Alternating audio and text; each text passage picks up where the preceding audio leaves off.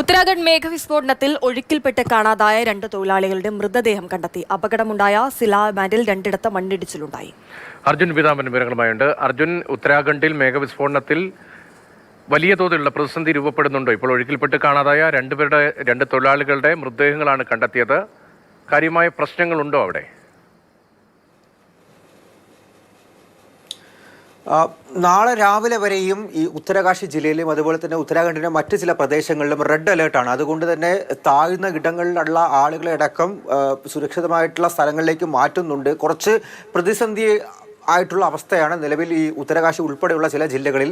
ഇന്ന് പുലർച്ചെ ഉണ്ടായ മേഘവിസ്ഫോടനം അതിനെ തുടർന്നുണ്ടായ മിന്നൽ പ്രളയത്തിലുമാണ് 9 കെട്ടിട നിർമ്മാണ തൊഴിലാളികളെ കാണാതായത്. അതിൽ 2 പേരുടെ മൃതദേഹം ഇപ്പോൾ കണ്ടെത്തിയിരിക്കുന്നു. അതും ഈ അപകടം നടന്ന സിലായ് ബാൻഡ് എന്ന് പറയുന്ന മേഖലയിൽ നിന്നും 18 കിലോമീറ്റർ മാറി യമുന നദിയിലാണ് ഈ മൃതദേഹങ്ങൾ രണ്ടും കണ്ടെത്തിയിരിക്കുന്നത്. സമാനമായിട്ടുള്ള രീതിയിൽ മറ്റുള്ളവരുടെയും ദേഹങ്ങൾ ഒഴുകിപ്പോയിട്ടുണ്ടാകാം എന്നുള്ളൊരു നിഗമനത്തിൽ തിരച്ചിൽ കൂടുതലിടത്തേക്ക് വ്യാപിപ്പിക്കുന്ന ഒരു ഘട്ടത്തിലാണ് ഇപ്പോൾ NDRF അതുപോലെ തന്നെ SDRF ശ്രദ്ധ കേന്ദ്രീകരിച്ചിരിക്കുന്നു. ഒപ്പം ഈ സിലായ് ബാൻഡ് എന്ന് പറയുന്നത് ബാരാക്കോട്ട് യമുനോത്രി ദേശീയപാതയിലാണ്.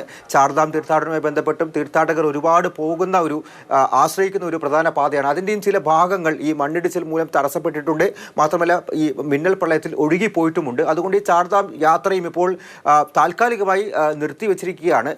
വന്ന തീർത്ഥാടകരെ എല്ലാം നിലവിൽ ഋഷികേശിൽ തടഞ്ഞു നിർത്തിയിരിക്കുന്നു. മുകളിലോട്ട് പോകരുത് എന്നുള്ള നിർദ്ദേശം നൽകിയിരിക്കുന്നു.